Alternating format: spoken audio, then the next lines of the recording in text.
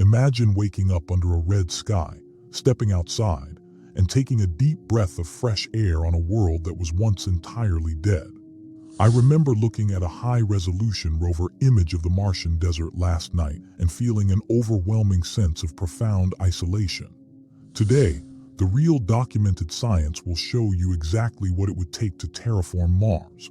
Welcome back to Tomorrow's Science. Let's dive in.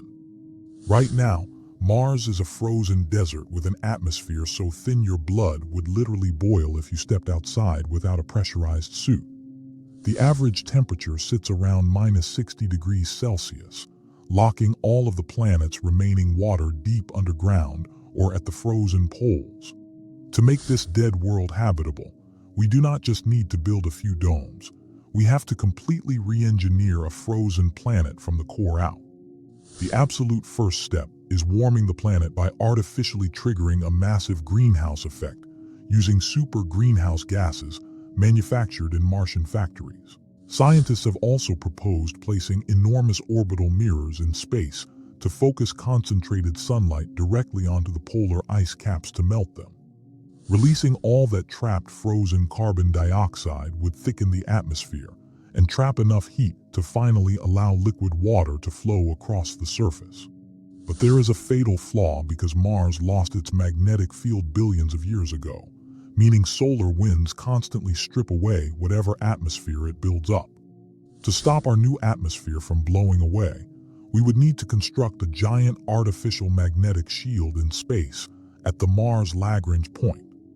This magnetic deflector would push the deadly solar radiation safely around the planet, giving the new warmer atmosphere the time it needs to stabilize. Once the temperature rises above freezing and the atmospheric pressure increases, the water trapped deep in the Martian crust would finally begin to melt.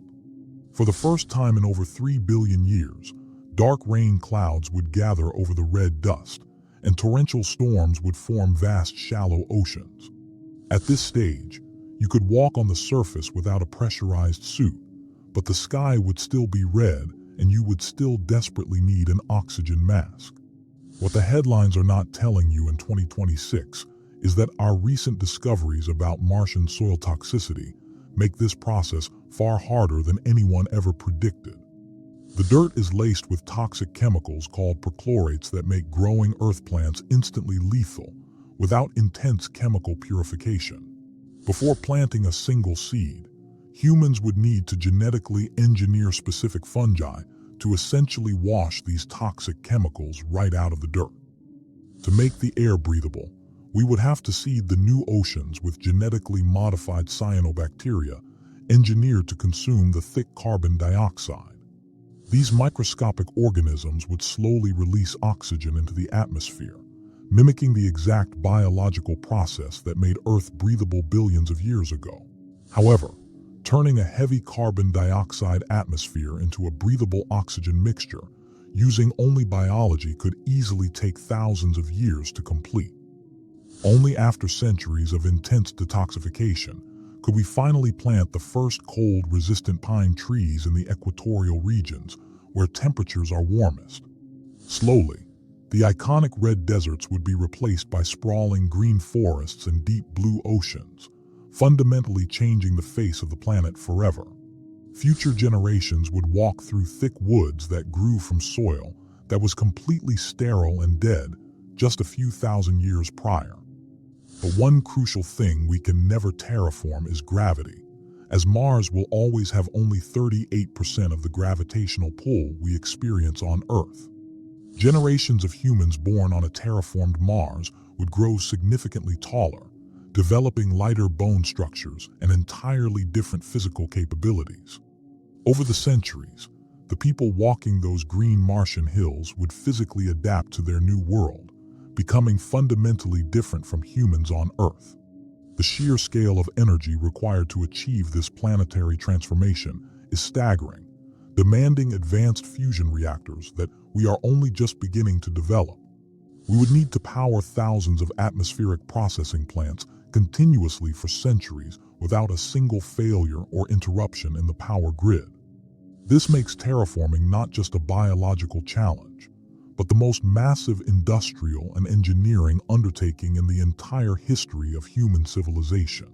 But just because we have the scientific capability to engineer a planet does not automatically mean we should, especially if we discover indigenous microbial life. Many scientists argue that preserving the pristine ancient geological history of Mars is vastly more important than transforming it for our own benefit. Terraforming forces us to ask deep ethical questions about our right to completely rewrite the physical destiny of an entire world. Terraforming Mars is not a project for our generation. It is a multi-millennial commitment that requires a level of patience humanity is still learning. I want to hear from you. Do you believe we should attempt to turn Mars green, or should we leave the red planet exactly as it is? Leave your answer in the comments and subscribe to Tomorrow's Science so you never miss our next deep dive into the greatest mysteries of the universe.